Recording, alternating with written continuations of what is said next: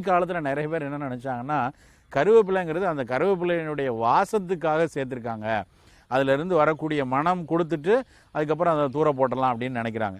இன்னும் சிலர் என்னென்னா, காய்கறி கடையில் நம்மலாம் காய்கறி வாங்க போனால் எல்லா காயும் வாங்கினதுக்கப்புறம் ஒரு 100-200 ரூபாய்க்கு வாங்கிட்டாங்கங்கிறதுக்காக அந்த கடைக்காரர் இலவசமாக கொடுக்கக்கூடிய ஒரு பொருள் அவர் தேங்காயை கொடுக்க மாட்டார். அதுக்கு பதிலாக ஒரு கருவேப்பிலையை தான் கொடுப்பார்.